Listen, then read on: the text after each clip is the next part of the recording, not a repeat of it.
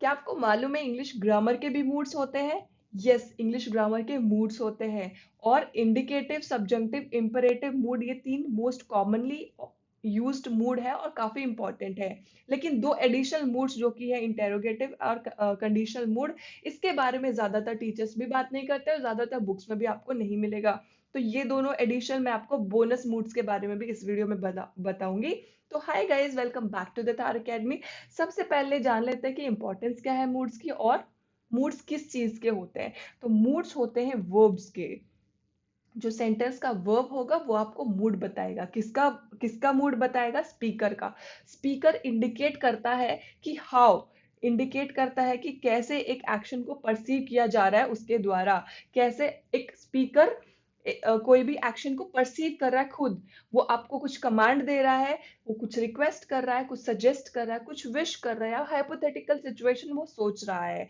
जिस तरीके से एक टेंस जो होता है, जिस तरीके से एक टेंस, वर्ब का टेंस क्या बताता है कि व्हेन, एक एक्शन कब लिया गया, उसी तरीके से वर्ब क्या बताता है मूड की फॉर्म में कि एक एक्शन को स्पीकर किस तरीके से परसीव कर रहा है, किस तरीके से वो आपको बताना चाह रहा है। तो आइए स्टार्ट करते हैं सबसे पहले इंडिकेटिव मूड से। सबसे इंपॉर्टेंट मूड है और काफी यूज किया जाता है। इसको हम फैक्ट मूड भी बोलते हैं। जैसे इसका नाम बता रहा है फैक्ट मूड, तो ये फैक्ट्स को स्टेट करता है, मतलब फैक्ट्स को बताता है। फैक्ट्स का कुछ क्वेश्चन कर सकता है जो जिसका आंसर एक फैक्ट होगा, या फिर एक फैक्ट को डिनाई कर सकता है। मतलब नेगेटिव आपको एक स्टेटमेंट हो सकता है जिसमें एक फैक्ट को डिनाई किया गया है। क्लियर है? जो स्टेटमेंट हम देंगे इंडिकेटिव मूड की, वो एक क्वेश्चन भी हो सकती है या फिर एक नॉर्मल स्टेटमेंट भी हो सकती है जो कि एंड करेगी विद अ पीरियड या फिर फुल स्टॉप। क्लियर है? स्टेटमेंट एक फैक्ट भी हो सकती है। जो फैक्ट मतलब जो सच्चाई है, जो बदली नहीं जा सकती, वो प्रिज्यूम्ड भी हो सकती है। प्रिज्यूम्ड टू बी फैक्ट मतलब वो एक ओपिनियन भी हो सकती है। या तो वो आपका सोचना होगा कि मैं मुझे ऐसा लगता है, या फिर किसी का भी सोचना हो सकता है, किसी की ओपिनियन हो सकती है। तो क्वेश्चन हो सकता है, ओपिनियन हो सकती है, फैक्ट हो सकता है।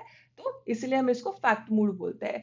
और ये काफी इंपॉर्टेंट इसलिए भी बन जाता है क्योंकि इसको हर टेंस, जो सिंपल कंटिन्यूअस परफेक्ट टेंसेस होते हैं, सब जगह पे आप बहुत ही आसानी से एक्सप्रेस कर सकते हो statements by using indicative mood. तो सबसे पहले एग्जांपल देखते हैं फैक्ट्स वाले पार्ट का। फैक्ट्स वाला जो पार्ट है उसको हम डिक्लरेटिव्स भी बोल सकते हैं, क्योंकि डिक्लरेटिव्स जो सेंटेंसेस होते हैं उसमें भी हम फैक्ट्स को ही एक्सप्लेन करते हैं, फैक्ट्स को ही हम स्टेट करते हैं। तो जैसे कि एग्जांपल दिया है यहाँ पे, इट इज रेनिंग हेविली। ये बहुत, जो बाहर है बहुत काफी जोर से बारिश हो रही है, फैक्ट है। हमको बाहर दिख रहा है कि बारिश हो रही है, तो फैक्ट है, तो इट बिकम्स अ फैक्ट। ठीक है? एंडिंग विद अ पीरियड, तो मतलब ये एक स्टेटमेंट है, क्वेश्चन नहीं है, एक स्टेटमेंट है, पॉजिटिव है, तो डिनाइल ऑफ फैक्ट भी नहीं है। तो यहाँ पे क्या है, जो हमारे वर्ब्स हैं, वर्ब्स का मूड क्या है? इंडिकेटिव मूड है। इट इज रेनिंग, रेनिंग है, बाहर बारिश हो रही है, तो वो आपको फैक्ट बता रहा है। तो हमारा जो वर्ब है वो इंडिकेट कर रहा है फैक्ट को।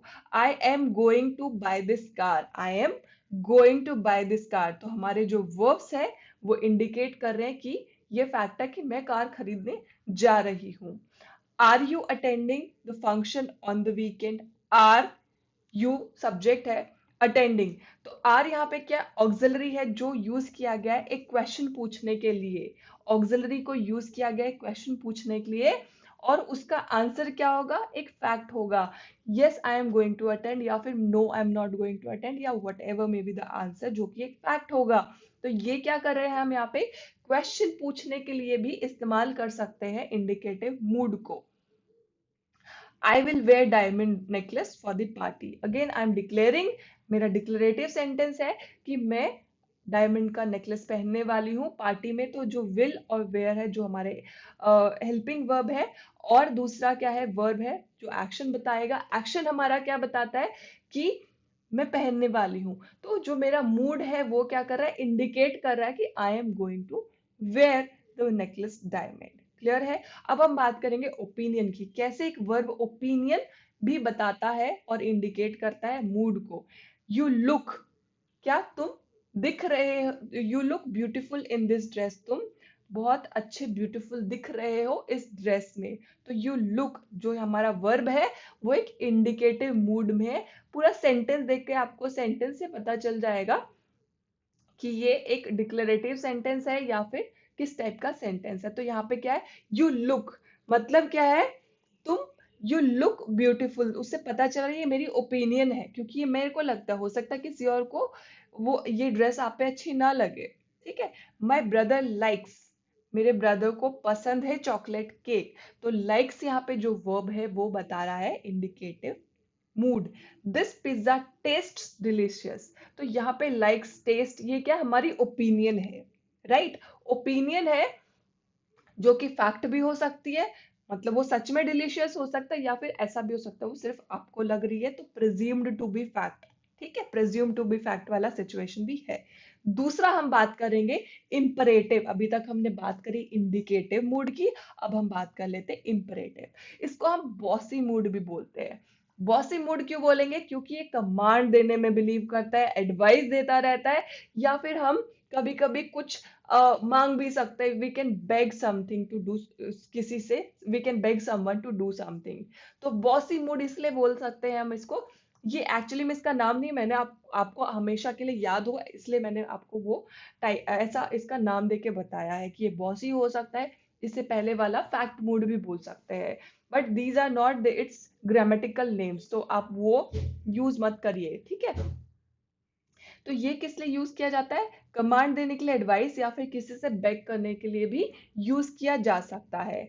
तो दूसरी चीज यहाँ पे क्या ध्यान में रखनी है आपको, कि कमांड जो होते हैं वो एफर्मेटिव भी हो सकते हैं। मतलब आप किसी से बोल सकते हो कि तुम ये करो, तुम वहां जाओ, तुम वहां बैठो, या फिर तुम ये खाओ। तो एफर्मेटिव भी हो सकते हैं, पॉजिटिव भी हो सकते हैं, किसी को बोलना कि तुम क्या करो, या फिर नेगेटिव भी हो सकते हैं कि तुम ये मत करो, तुम वो मत करो, तुम यहाँ मत जाओ, तुम वहां मत जाओ। तो एफर्मेटिव और नेगेटिव दोनों भी हो सकते हैं। दूसरी चीज हमको यहाँ पे ध्यान में रखनी है कि जो एफर्मेटिव कमांड्स होंगी वो क्या करेंगी, base form of verb use करेंगी। एफर्मेटिव कमांड्स क्या होंगी, base form of verb use करेंगी। लेकिन जो नेगेटिव कमांड होंगी उनका जो फॉर्म होगा, do not plus base form of verb, do not plus base form of verb का इस्तेमाल किया जाएगा नेगेटिव कमांड्स को देने के लिए। और यहाँ पे दूसरी चीज ये ध्यान में रखनी है कि जो सेकेंड पर्सन है हमेशा उसको कमांड दिया जाएगा। मतलब हमेशा यू जो होगा उसको कमांड दिया जाएगा। और काफी बार ऐसा होता है कि यू जो है वो ओमिटेड होता है सेंटेंस में, डिस्प्ले नहीं किया जाता, वो एक्सप्लिसिटली यूज नहीं किया जाता एक सेंटेंस में। तो काफी बार हम उसको ओमिट भी कर सकते हैं, ओमिटेड होता है फ्रॉम द सेंटेंस, उसको हम ओमिट कर सकते हैं। तो ये आपको क्लियर हुआ। एग्जाम्पल देख लेते हैं। Come for the meeting immediately, come for the meeting immediately command दी जा रही है। यहाँ पे आपको अगर ये डाउट आ रहा है कि मैडम यहाँ पे फुल स्टॉप क्यों है, अगर ये कमांड है तो फुल स्टॉप क्यों है और यहाँ पे एक्सक्लेमेशन क्यों नहीं है, तो आपका क्वेश्चन बिल्कुल सही है। और अगर आपको ये क्वेश्चन नहीं आया तो आना चाहिए था ये क्वेश्चन आपके दिमाग में इमीडिएटली। मैंने अभी आपको इससे प्रीवियस वीडियो में पंचुएशन सिखाया है, तो क्यों नहीं आपके दिमाग में आना चाहिए था। तो यहाँ पे आंसर ये कि क्यों नहीं, यहाँ पे एक एक्सक्लेमेशन मार्क है, और क्यों यहाँ पे एक फुल स्टॉप या फिर पीरियड है। कम for the meeting immediately command है आपके बॉस की तरफ से, लेकिन इसके साथ आपका बॉस आपको एक स्ट्रॉन्ग इमोशन के साथ नहीं बुला रहा है, वो आपको डांट के नहीं बुला रहा है, कमांड दे रहा है, but he is not scolding you, he is not scolding you, he is not shouting you. तो जब यहाँ पे एक पीरियड या फिर फुल स्टॉप आता है, इसका मतलब आपको कमांड दी जा रही है, एक अथॉरिटी में होता है उसकी तरफ से कमांड दी जा रही है, लेकिन he is not showing you strong emotions. तो इसलिए यहाँ पे एक्सक्लेमेशन मार्क नहीं आया है। क्लियर है। Don't forget your tiffin box, don't forget your tiffin box. अभी मैंने आपको जो फॉर्मेट बताया था सेंटेंस का, कि जब हम एक क्या कर रहे हैं, जब हम एक अफर्मेटिव सेंटेंस बनाएंगे, जब अफर्मेटिव कमांड देंगे तो only base form of verb use किया जाएगा। लेकिन अगर हम एक नेगेटिव कमांड दे रहे हैं तो do not plus base form of verb आएगा, do not forget your tiffin. Do this work quickly, आ गया ना यहाँ पे एक्सक्लेमेशन मार्क। यहाँ पे क्या दिखाया जा रहा है? एक्सक्लेमेशन मार्क का मतलब है स्ट्रॉन्ग इमोशंस यहाँ पे बताए जा रहे हैं। डू दिस वर्क क्विकली, अगले जो जो पर्सन आपको कमांड दे रहा है वो सेंस ऑफ अर्जेंसी आपको बता रहा है और वो बोल रहा है जल्दी कर दो। जैसे ही आपके हाथ में काम दिया बोलता है डू दिस वर्क क्विकली, तो स्ट्रॉन्ग इमोशन के साथ बताया जा रहा है, इसलिए आ रहा है यहाँ पे एक्सक्लेमेशन मार्क। और क्योंकि एक एफर्मेटिव सेंटेंस है, एफर्मेटिव कमांड है, तो only base form of verb यहाँ पे यूज किया जा रहा है। Just forget just forget everything and relax, just forget everything and relax. जब हम दो वर्ब को इस्तेमाल कर रहे हैं और हम इसको एक इंपरेटिव मूड में इस्तेमाल कर रहे हैं, तो यहाँ पे जब भी एक वर्ब का इस्तेमाल होगा उस वक्त वो हमेशा किस फॉर्म में होगा? वो हमेशा बेस फॉर्म में होगा, राइट? तो इसीलिए यहाँ पे जस्ट फॉरगेट, जस्ट भूल जाओ, सब कुछ भूल जाओ और तुम खाली रिलैक्स करो। तो आइए बात करते हैं इंटेरोगेटिव मूड की। नाम सुन के ही आपको समझ आ गया होगा कि ये क्वेश्चन पूछने वाला मूड है। हमेशा क्वेश्चन पूछे जाने वाले मूड को क्या बोला जाएगा? Interrogative mood. दूसरा इंपॉर्टेंट पॉइंट आपको यहाँ पे याद रखना है कि जब भी हम एक इंटेरोगेटिव मूड का स्टेटमेंट फॉर्म करेंगे, क्वेश्चन फॉर्म करेंगे, उस वक्त ऑक्सिलरी वर्ब को यूज किया जाता है दूसरे वर्ब से पहले और सब्जेक्ट के पहले। मतलब किस फॉर्मेट में होगा हमारा जो इंटेरोगेटिव मूड है? ऑक्सिलरी वर्ब होगा, उसके बाद सब्जेक्ट होगा और उसके बाद दूसरा वर्ब होगा और उसके बाद जो भी हमको क्वेश्चन पूछना है। तो इस तरीके से हमारा जो क्वेश्चन है वो फॉर्म होगा। एग्जाम्पल बताती हूँ मैं आपको कैसे आपको फाइंड आउट करना है। Are you coming with us today? Are you coming with us today, ये ऑक्सिलरी वर्ब है, ये सब्जेक्ट है और ये एक आपका एक्शन वर्ब है। तो are you coming with us today, ये स्टेटमेंट देखते ही, ये क्वेश्चन देखते ही आपके दिमाग में क्वेश्चन आया होगा इमीडिएटली कि मैडम अभी तो आपने सेम पैटर्न का जो क्वेश्चन था वो इंडिकेटिव मूड में पूछा था, आपने वहां पे भी इसको इंक्लूड किया था और अभी आपने इसको इंटेरोगेटिव मूड में भी इंक्लूड कर दिया। देन आंसर ये है कि मैंने आपको स्टार्टिंग में भी बताया था, इंडिकेटिव, इंपरेटिव और सब्जंक्टिव, ये तीन ऐसे मूड है जो most importantly commonly used mood है। तो इसको, ये जो सेंटेंस है इसको आप इंडिकेटिव के अंडर भी काउंट कर सकते हो। वहां पे ज्यादातर क्वेश्चंस को नहीं यूज किया जाता है, बट ऐसा भी नहीं है कि क्वेश्चंस को इंडिकेटिव मूड में नहीं काउंट किया जाता है। इट इज ऑलवेज करेक्ट अगर आप वहां पे क्वेश्चन भी इस्तेमाल करते हो। लेकिन अगर आप चाहो तो आप इसको डायरेक्टली इंटेरोगेटिव मूड के अंडर ही काउंट कर सकते हो। तो इट इज एब्सोल्युटली करेक्ट अगर आप इसको दोनों मूड्स के अंडर काउंट करो। तो क्लियर हो गया आपका डाउट? तो अब आप यहाँ पे क्या करोगे? ऑक्सिलरी वर्ब है are you coming, coming with us today, क्या तुम आज हमारे साथ आ रहे? क्वेश्चन है, पूछा जा रहा। When are you leaving, when are you leaving, yes, ये भी एक इंटेरोगेटिव मूड के अंदर काउंट होगा क्योंकि पहले ऑक्सिलरी वर्ब आ रहा है। व्हेन आर यू लीविंग, तुम कब निकल रहे हो, जा रहे हो। वेयर हैव यू गॉन, यहाँ पे जो गॉन है, यहाँ पे हैव ऑक्सिलरी है, गॉन यहाँ पे क्या है? हमारा एक्शन वर्ब है। तो दिस इज ऑक्सिलरी। तुम कहाँ गए थे, तुम कहाँ चले गए थे?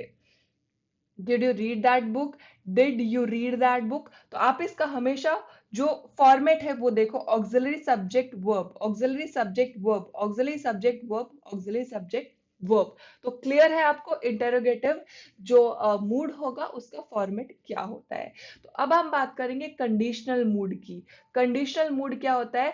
हमेशा कंडीशन बताता है कि कब कोई चीज हो सकती है, किस कंडीशन पे हो सकती है। तो इसमें यूज किए जाते हैं मॉडल वर्ब्स को यहाँ यूज किया जाता है, जैसे कि might, could and would. Modal verbs को यहाँ पे यूज किया जाता है कंडीशनल मूड के लिए। और हमेशा ये जो क्वेश्चन होगा, क्वेश्चन इन द सेंस यहाँ पे जो कंडीशन को फिक्स किया जाएगा वो इफ और व्हेन के थ्रू किया जाएगा। एग्जांपल्स मैं आपको बताऊंगी तो आपको और क्लैरिटी मिल जाएगी।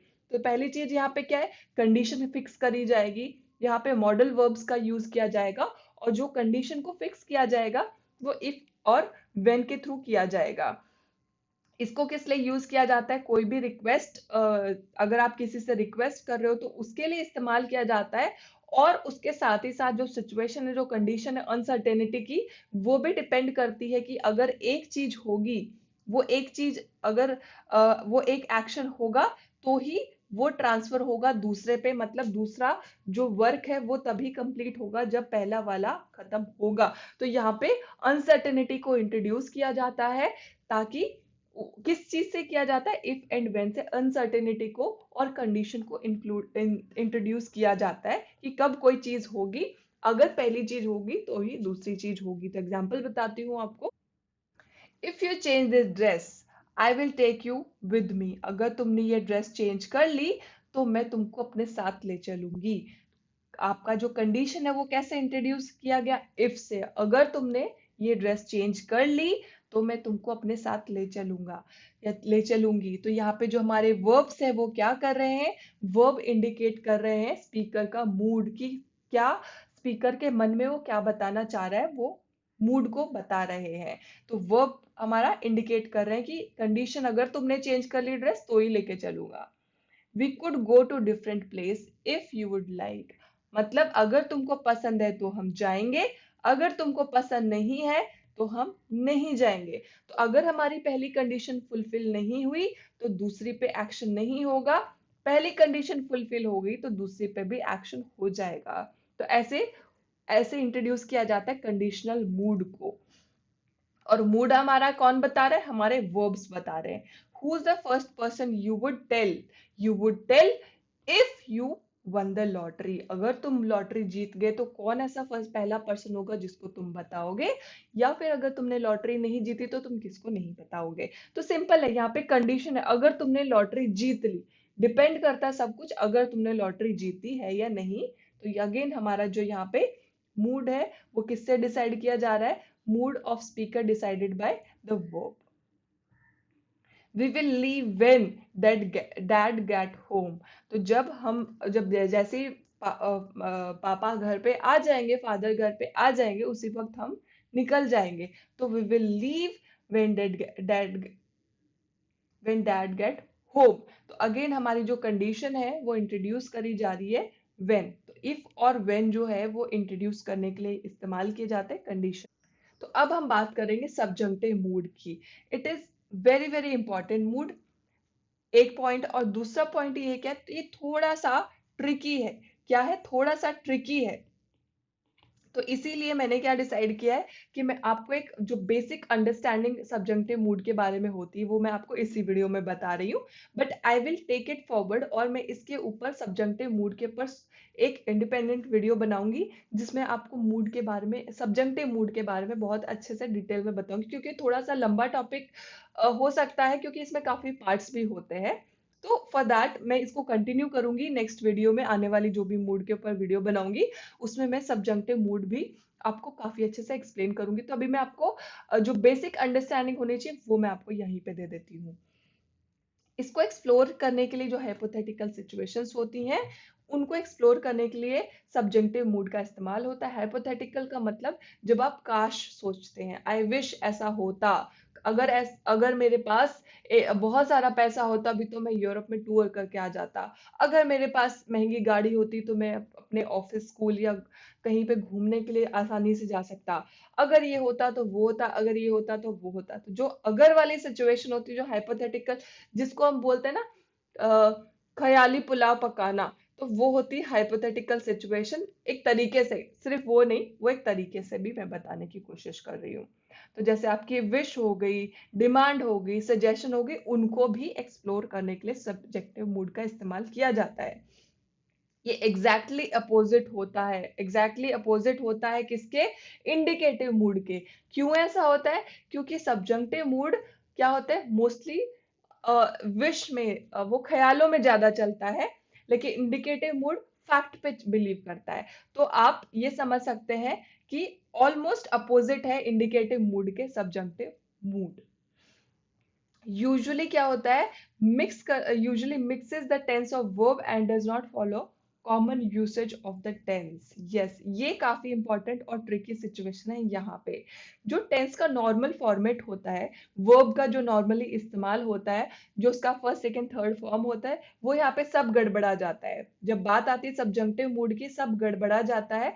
इसीलिए मैं आपको एक सेपरेट वीडियो बनाऊंगी ताकि आपको ये जो इसका डिफरेंस है वो मैं आपको अच्छे से बता पाऊं। तो ये जो यहाँ पे काफी जो टेंस का नॉर्मल फॉर्मेट इस्तेमाल नहीं किया जाता। फॉर एग्जाम्पल मैं आपको बताती हूँ कि इसका एक कॉमन फॉर्मेट जो मैं आपको प्रेजेंटली दे देती हूँ, तो आप इसको स्ट्रेट अवे यूज करना शुरू कर सकते हैं। जैसे कि आपका पहले सब्जेक्ट आएगा, फिर जो वर्ब होगा उसके वो किसी भी फॉर्म में हो सकता है, कोई भी टेंस में हो सकता है। देन आपका आएगा दैट। दैट आप डिपेंड करता है आपकी चॉइस के ऊपर, या तो आप इसको यूज करिए, या तो आप इसको यूज करिए, या तो ओमिट भी कर सकते हैं। आपके पास दोनों चॉइसेस है। दैट होगा, उसके बाद सब्जेक्ट होगा। अब देखो ये जो बात है ना, ये यहाँ पे बेस फॉर्म ऑफ वर्ब आएगा हमेशा। कुछ भी हो जाए यहाँ पे बेस फॉर्म ऑफ वर्ब ही आएगा। लेकिन जब वॉज वर की बात आएगी तो हमेशा वर आएगा, वॉज नहीं आएगा, वर आएगा। तो ये मैं आपको नेक्स्ट वीडियो में कंटिन्यू करते जाऊंगी। उसके बाद ऑब्जेक्ट, अगर ट्रांजिटिव वर्ब है तो ऑब्जेक्ट आ जाएगा, नॉन ट्रांजिटिव वर्ब है तो ऑब्जेक्ट की जरूरत नहीं पड़ेगी, depending on the type of verb you are using here. आपको सब ऑब्जेक्ट की जरूरत है कि नहीं वो आप देख सकते हो। तो मैं आपको इसी पैटर्न में कैसे सेंटेंसेस बना सकते हैं सब्जंक्टिव मूड में, वो आपको बता देती हूँ। I recommend that Monica play the guitar. यहाँ पे हमेशा बेस फॉर्म ऑफ वर्ब आएगा। आई रिकमेंड दैट, मैं ऐसा रिकमेंड करती हूँ कि मोनिका प्ले करे गिटार को। ठीक है। I propose that he work full time. तो यहाँ पे जो थर्ड फॉर्म में वर्क्स आता है ना, वो यहाँ पे नहीं आता है। हमेशा बेस फॉर्म ऑफ वर्ब को यूज किया जाएगा। वर्क आएगा, प्ले आएगा, बेस फॉर्म ऑफ वर्ब आएगा। यहाँ पे जो वर्ब्स को यूज करे जा रहे हैं ना हम लोग, रिकमेंड, प्रपोज, ये सब मैं आपको नेक्स्ट वीडियो में बताऊंगी। और भी यहाँ पे एडजेक्टिव्स भी आते हैं, तो I will give you the list also. If I were in your place, जैसे मैंने आपको बताया था ना कि वॉज के बजाय हमेशा वर आएगा। तो if I were in your place, I would not do it. I would not do it if I were in your place. तो आप इनको, इन क्लॉजेस को इंटरचेंजेबली इनकी प्लेसमेंट आगे पीछे कर सकते हैं। मैं ऐसा नहीं करूंगी, अगर मैं तुम्हारी जगह पे होती, अगर मैं तुम्हारी जगह पे होती तो मैं ऐसा नहीं करती। तो ये आप यहाँ पे कर सकते हो। जो ये जो फॉर्मेट है ना, ये जो दैट वाला, आप इसको इंटरचेंज भी कर सकते हो। ठीक है। नेक्स्ट है I suggest that Monica attend the meeting. I suggest that Monica attend the meeting. Again base form of verb ही आएगा। अगर आपने वीडियो को यहाँ तक देख लिया तो प्लीज लाइक कर दीजिए, अपने दोस्तों के साथ शेयर कर दीजिए, और चैनल को सब्सक्राइब कर दीजिए। अगर आपको कोई टॉपिक में क्वेरी है, आपको कोई टॉपिक टफ लगता है ग्रामर का, तो आप कमेंट सेक्शन में लिखिए रिक्वेस्ट वीडियो। तो मैं आई ट्राई कि मैं वंस इन अ वीक कोई भी स्टूडेंट की एक रिक्वेस्ट वीडियो बना पाऊँ। And I see you very soon with another video. Till then take care of yourself and bye bye.